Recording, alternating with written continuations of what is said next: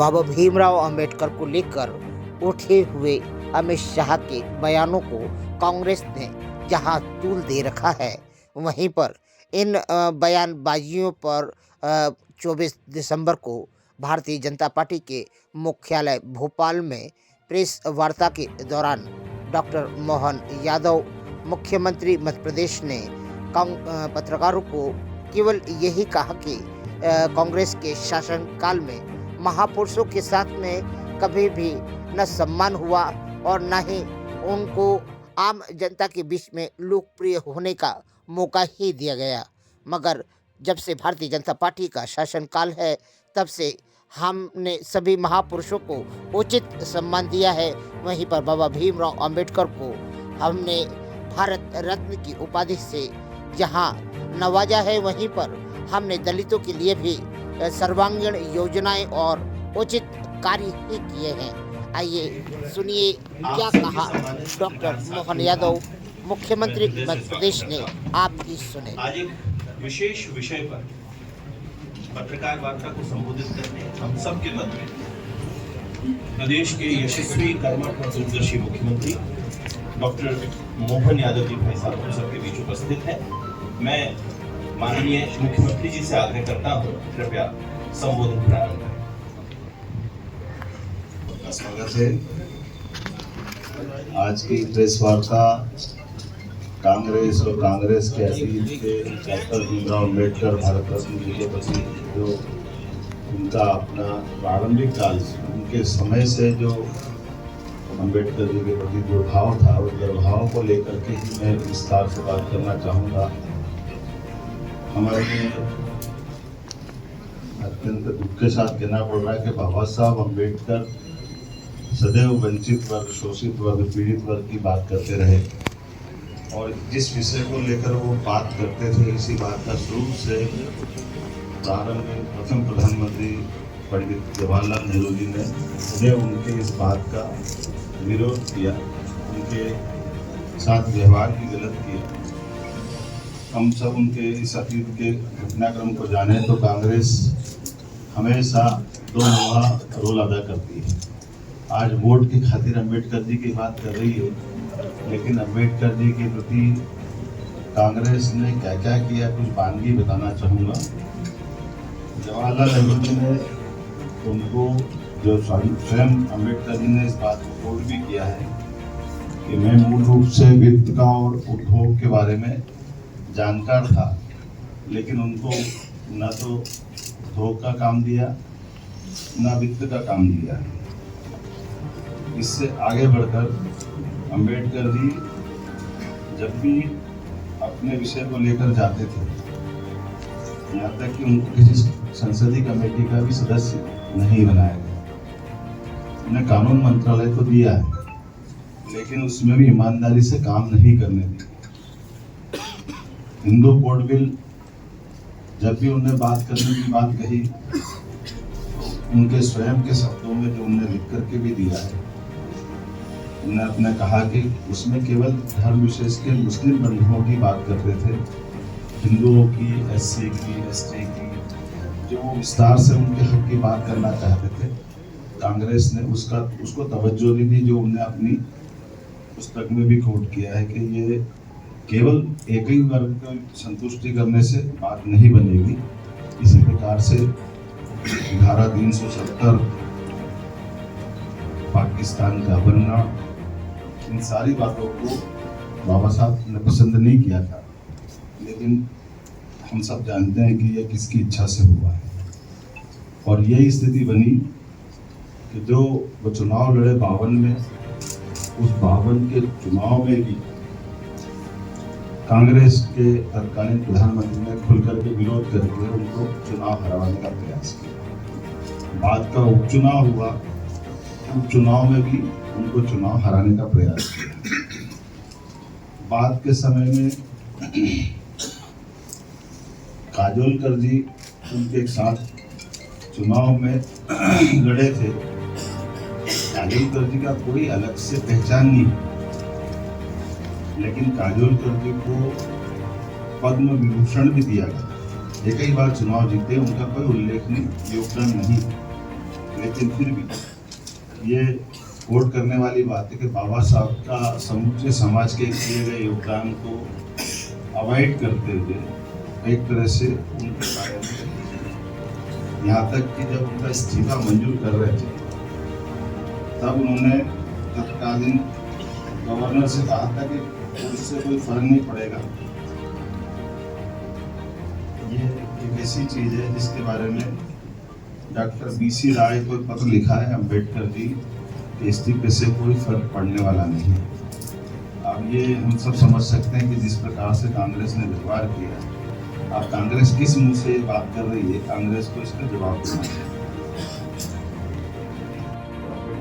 बाद में उनके स्वयं के लिए ये तो बड़ा घोर आश्चर्य की बात है, पंडित जवाहरलाल नेहरू जी ने अपने स्वयं रहते रहते खुद को भारत रत्न दिलवाया। बाद में इंदिरा गांधी जी आई, उन्होंने भी भारत रत्न अपना उनको मिला। उनके बेटे राजीव गांधी को भारत रत्न मिला। बाद में तो आपको सबको मालूम ही है, वो तो 1999 की बात अगर याद करें, नरसिम्हा राव जी की सरकार नहीं होती तो सरदार वल्लभ भाई पटेल और अब्दुल कलाम आजाद इनकी भी नेहरू जी से कम बनती थी। अगर ये होते तो कांग्रेस की सरकार होती या इनके अपने परिवार से कोई होता तो उनके भारत रत्न उस समय भी नहीं दिया जाता। अर्थात इनकी देहावसान हुआ 50 के दशक में, 60 के दशक में, और 40 साल सरदार वल्लभ भाई पटेल को भी भारत रत्न देने में कांग्रेस के एक परिवार के बाहर की ताकत के भरोसे लगा। अब्दुल कलाम जी का भी वही हाल हुआ। लेकिन और आगे बढ़कर देखता हूँ तो सरदार वल्लभ भाई पटेल,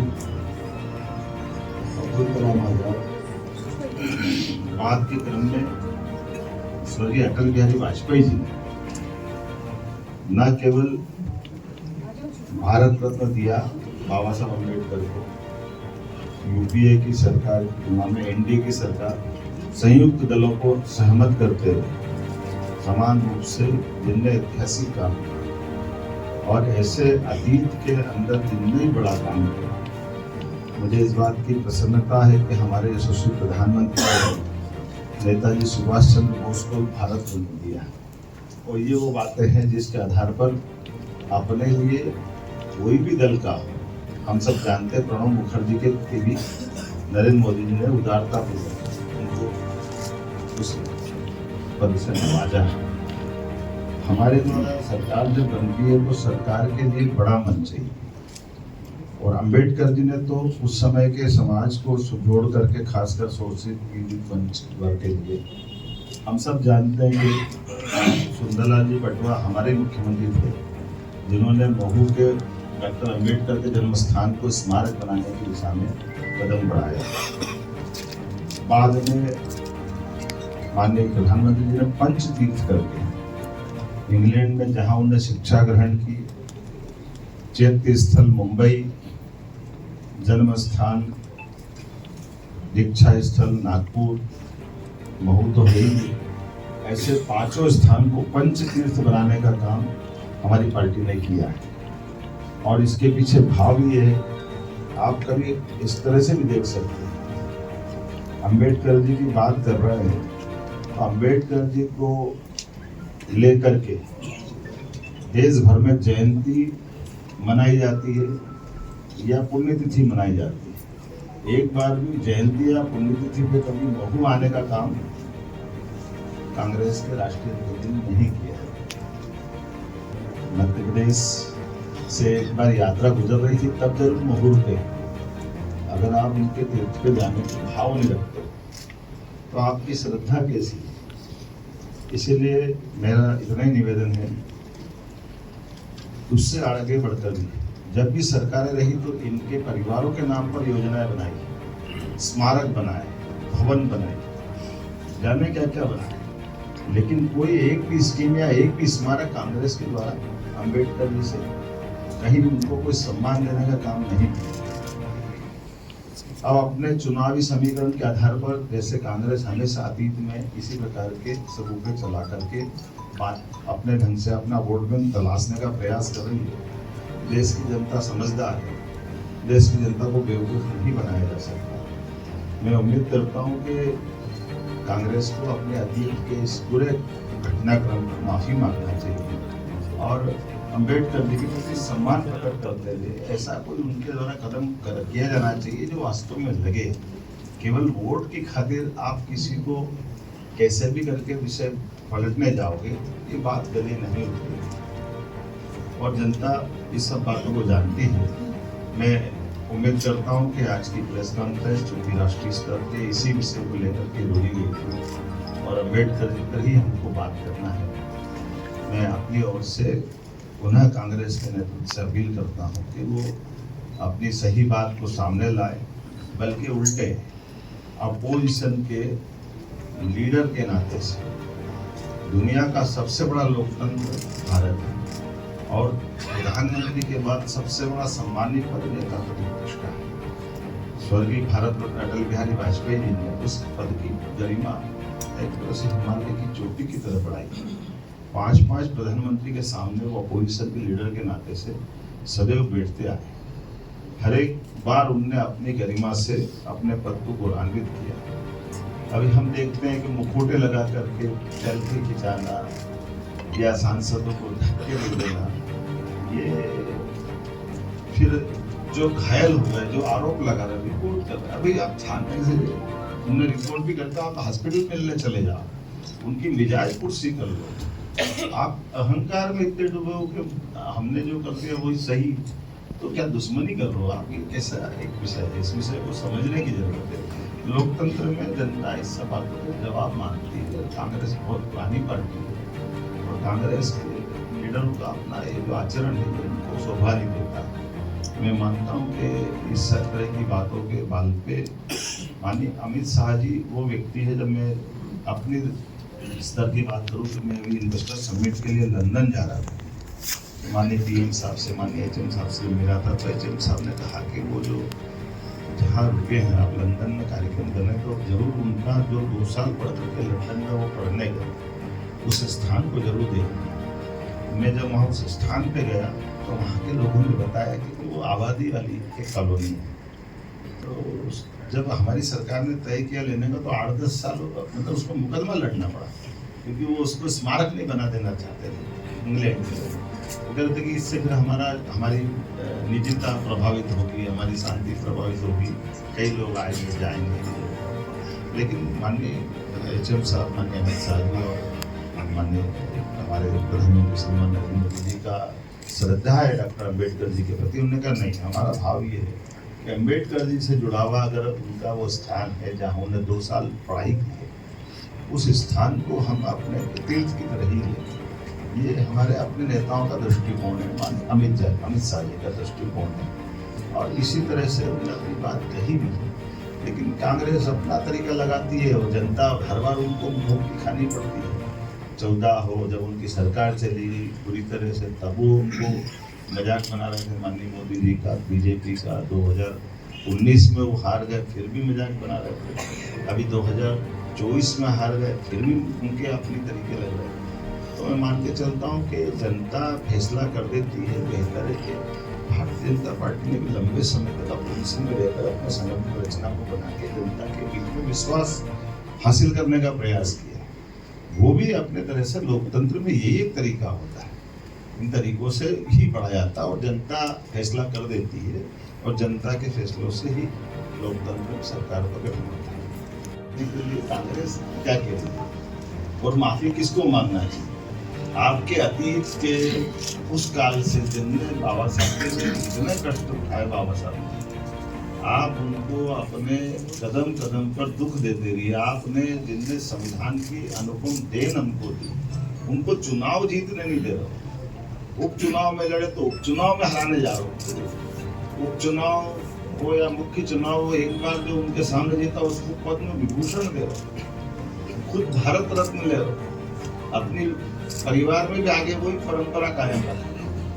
ना बाबा साहब के योगदान के बारे में कोई स्मारक बना रहे, उनके समय भी कष्ट दिए, बाद में भी कष्ट दिए। तो अब इसके प्रति अम्बेडकर जी के प्रति कांग्रेस का क्या भाव है वो तो अपने आप ही स्पष्ट हो रहा है। और उसके बाद कह रहे हैं कि बाबा साहब के लिए हम माफी मांगे। हमने जितनी श्रद्धा रखी बाबा साहब के विषय को लेकर, ये तो अब सबके सामने जाहिर है और जनता सब जानती है। आज दुनिया के सबसे बड़े लोकतंत्र में स्वर्गीय पंडित नेहरू जी के बाद 60 साल बाद अगर हमारी तीसरी बार सरकार बनी तो जनता का भरोसा ही है कि जब हम सरकार तीसरी बार बना रहे हैं, इससे बढ़ के क्या प्रमाण होगा। और बाबा साहब का, सभी हमारे महापुरुषों का, हमने कहा कि हम तो दलों की सीमा से ऊपर उठ करके जिन्होंने इस देश के लिए कोई भी योगदान दिया उन सबका सम्मान किया। मध्य प्रदेश में जर्नलिस्ट सलीम बाबा साहब के नाम पर स्थापित विश्वविद्यालय में गवर्नर साहब के साथ गया और उस कार्यक्रम में भी शामिल हुआ। जो हमने बाबा साहब के नाम पे विश्वविद्यालय बनाया, जो मूल तो बाबा साहब का शिक्षा से भी मिला। और हमने अभी मुझे बताया गया कि वहाँ पर जो अपना स्मारक बनाया है जो भाजपा की तरफ से, उस समय आप जानते हैं कि वो पूरा मिलिट्री एरिया है। मिलिट्री एरिया से उनसे जमीन लेना बड़ा कष्टकारी, लेकिन अंततः वो भवन की जगह मिली और एक भव्य चेतालय बनाया था। ऐसे में उसकी स्मृति को स्थायी रखने के लिए हमने और आगे विचार किया। परसों में विचार कर रहा था कि जो ट्रस्ट के लोग हैं उनके लिए, और इस प्रकार से हम जैसे हमारी जो तीर्थ दर्शन यात्रा है उसमें बाबा साहब की जयंती या बाबा साहब के जन्म स्थल को, बाबा साहब ने जो शरीर छोड़ा वो उनका अपना निर्वाण स्थल है, जहाँ दीक्षाली नागपुर है, ऐसे स्थानों को भी सम्मिलित करेंगे ताकि लोग बाबा साहब के उस भाव से जुड़े, बाबा साहब के दर्शन को जाए। इसका काम कर रही है। मैंने आपके सामने ये सारी बातें इसलिए कही कि कांग्रेस इस प्रश्न को उठा करके भाजपा पे अगर उंगली उठाती तो जब आप एक उंगली किसी को उठा रहे हो तो 3 उंगली उनकी तरफ दिखा रहा है कि कांग्रेस का अतीत क्या है। ये बातें कांग्रेस अब जवाब दे इसका। हम तो कांग्रेस के सामने प्रश्न उठा रहे थे, बाबा साहब के नाम पर बात कर रहे हैं।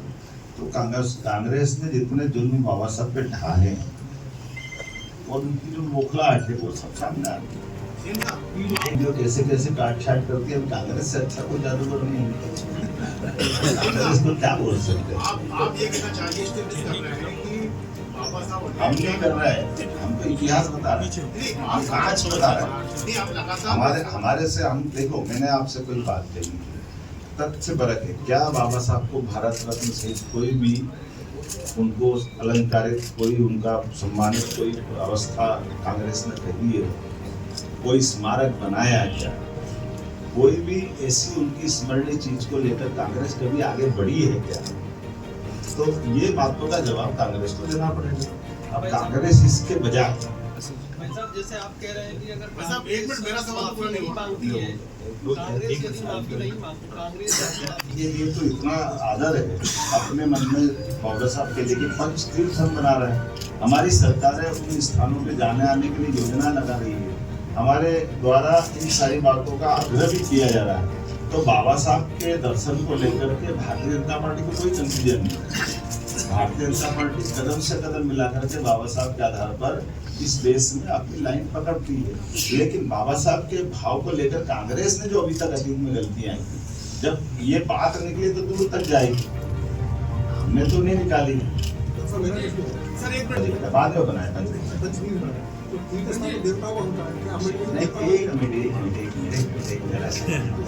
हमारे सब महापुरुषों का भी तीर्थ की तरह है। हमारे तो ये आप तो बता, अयोध्या, मथुरा, माया, काशी, काल, चेवंतिका, पुरी, द्वारा, बत्तीस, सप्तैती, मोक्षदायिका, ये 7 नगरियां तक तीर्थ है। तो इससे अच्छी क्या बात है? हमारे मन में तो सभी के प्रति भाव है। मनीष जी पूछिए, मनीष जी पूछिए जल्दी। एक मिनट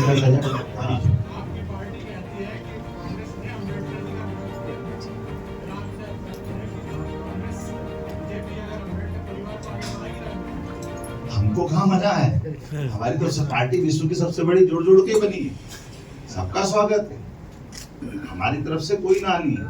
और इस दृष्टि से वो उनके परिवार ने भी खुद की पार्टी बनाई थी, तो हमने तो उनके साथ कोलैबोरेशन करने के लिए भी कदम बढ़ाया। हमारे को कोई आपत्ति नहीं।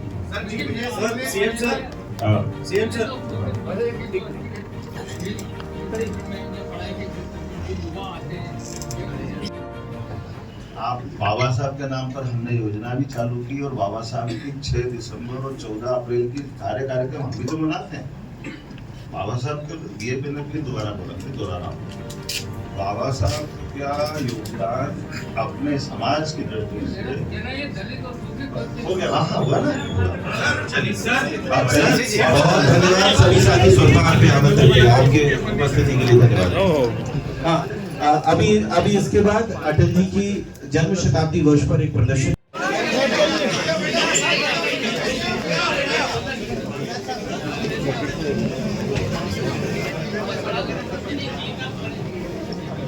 मैं ये बताते हुए बड़े मेरे मन में भी एक संतोष से और आप सबको भी गौरव गर्व होगा। ये कल के बाद कल हमारी केन बेतवा नदी जोड़ो अभियान का यशस्वी प्रधानमंत्री के द्वारा जैसे भूमि पूजन होगा, इस भूमि पूजन के बाद कमोबेश ये अपना मध्य प्रदेश के 55 जिले के अंदर एकमात्र राज्य जो अपने हर जिले में नदी जोड़ों के माध्यम से सिंचाई, पीने का पानी और उद्योग का पानी देने जा रहे हैं। ये एक तरह से ऐतिहासिक घटना है। इस घटना का किसी प्रकार से, और वो भी वो बेल्ट जो हमारा बुंदेलखंड के 11 जिले, ये 11 ही जिले में केवल एकमात्र कारण पलायन होता था कि पानी नहीं। एक हमारा चंबल का बेल्ट, वो हमेशा कष्ट में इसीलिए था कि वहाँ पर अपने खेती के अवसर कम थे। तो ये जो मुरैना, ग्वालियर, भिंड, गुना, शिवपुरी, राजगढ़, उससे पश्चिमी मालवा तक, रतलाम, नीमच, मंदसौर तक पानी की जो उपलब्धता हो रही, बल्कि इंदौर और उज्जैन भी, देपालपुर इंदौर तहसील का इस पीकेसी के माध्यम से लाभ मिलेगा। उज्जैन का हमारा तराना से लेकर बढ़ने का नागदा खाजल वाला बेल्ट लाभ मिलेगा। अर्थात ये हमारे लिए एक तरह से क्रांति होगी। और कल की इस योजना के साथ हमारे लिए न केवल ये पीने का पानी, उद्योग का पानी, न केवल सिंचाई का 8.5 लाख हेक्टेयर का रकबा इससे सिंचित होगा। ये बहुत बड़ी अद्भुत बात है। और बल्कि अब तो एक और कल हम ओंकारेश्वर के सोलर पार्क अर्थात जो फ्लोटिंग पानी के ऊपर जो पानी से बिजली सोलर से उत्पन्न करने के लिए नवकरणीय ऊर्जा का जो उद्घाटन कर, भविष्य के बनने वाले बड़े बड़े जलाशय, डैम, इस प्रकार से भी जो नहर पे भी और इस तरह से भी हमको नहीं संभावना देंगे जिससे ऊर्जा की प्राप्ति होगी। इससे भी हम पानी से भी लेंगे और सोलर से भी लेंगे। तो मैं मान के चलता हूँ कि कल का यशस्वी प्रधानमंत्री का एक ऐतिहासिक कार्यक्रम होने वाला है और ये सच्चे अर्थों में स्वर्गीय भारत अटल बिहारी वाजपेयी जी की जयंती को सार्थक करेगा। अटल जी ने जब एक प्रश्न या विषय रखा था, बाद में उनको NGT का उस विषय को घुमाते रहे, पर्यावरण और कई विषय पे, लेकिन अब सारी कोर्ट और सबका समाधान होकर के ये ऐतिहासिक घटना बन रही है। मैं मान के चलता हूँ कि आप सबके माध्यम से मैंने आपको भी कहा और मैं अपोजिशन के भी मित्रों से कहना चाहता हूँ कि हमारा ये प्रदेश के विकास का एक तरह से एक उत्सव का माहौल है, इसलिए सबका स्वागत है, सबके साथ आइए। बहुत धन्यवाद।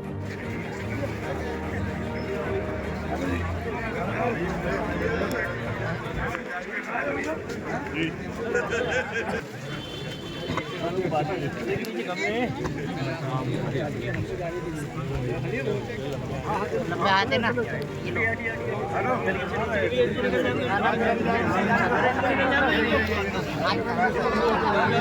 निकल के बाबू में